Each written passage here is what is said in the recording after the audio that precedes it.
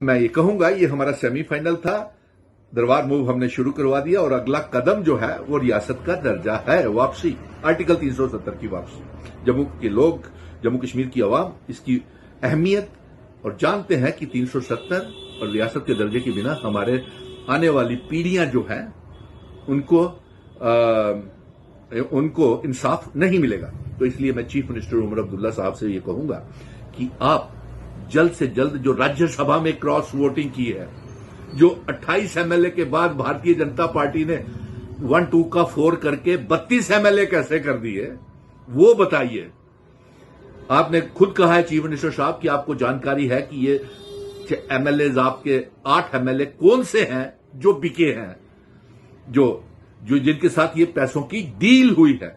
अगर आप नहीं बताएंगे उमर अब्दुल्ला साहब, तो मिशन स्टेटहुड सुनील डिंपल इसका खुलासा जल्द कर देगा, क्योंकि हमारी जानकारी में भी है ये 4 नहीं, 5 नहीं, ये 8 लोगों के साथ डील हुई है।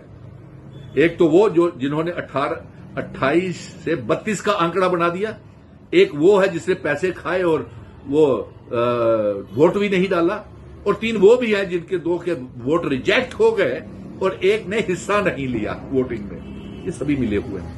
लेकिन आपकी जानकारी आप जल्द खुलासा कर दीजिए, क्योंकि आपकी सरकार Bharatiya Janata party operation lotus के तहत गिराने की पूरी उमर अब्दुल्ला साहब, डॉक्टर फारूक अब्दुल्ला साहब साजिश बना चुकी है।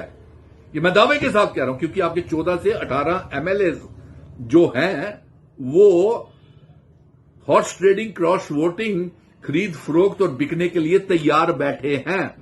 और सूत्रों के हवाले से ये जानकारी आ रही है कि जल्द ही वो आपकी सरकार को गिराने जा रहे हैं और फिर मिड टर्म पोल दोबारा होंगे। और ये आपको मालूम है, आपने खुद कहा है कि आपको जानकारी है कि राज्यसभा में किसने क्रॉस वोटिंग की है, तो फिर उनका नाम बताइए, उन गद्दारों का नाम बताइए, ताकि अवाम के सामने ये लोगों के जमीर को बेचने वाले और लोगों के जनादेश को बेचने वाले गद्दार कौन है। क्योंकि जम्मू कश्मीर की आवाम 5 अगस्त 2019 के फैसले मंजूर नहीं है। हमारा नौजवान परेशान है, इंसाफ नहीं मिल रहा, बेरोजगार है, आप अपने वादे पूरे नहीं कर पा रहे हैं, आपको चलने नहीं दे रही है भारतीय जनता पार्टी, गिराने के चक्कर में बैठी हुई है। अभी सुनने में आया कि ई बसेस के किराए भी आप बंद कर रहे हैं, 12 गैस के सिलेंडर, 200 यूनिट बिजली फ्री, डबल राशन, 1 लाख नौकरी का वादा किया था, आप वादे पूरे नहीं कर पा रहे हैं। अगर मिशन स्टेटहुड ये दबाव आपके ऊपर नहीं डालता तो दरबार मूव शुरू नहीं होता। अगर हम व्यापारी इकट्ठे होकर के पूरे जम्मू शहर में तूफान नहीं लाते, तो मैं दावे के साथ कह सकता हूं कि दोनों की तनोतनी के बीच में, एलजी साहब और चीफ मिनिस्टर की तनोतनी तनाव के बीच में ये शुरू नहीं होना था। जो हमने कल बाराती देखे चैम्बर ऑफ कॉमर्स के और बीजेपी के बीच भेष बदल के इसमें बाराती बन के रेजिडेंसी रोड से सेक्रेटरिएट तक दरबार मूव की बारात में जा रहे थे, मुबारक है।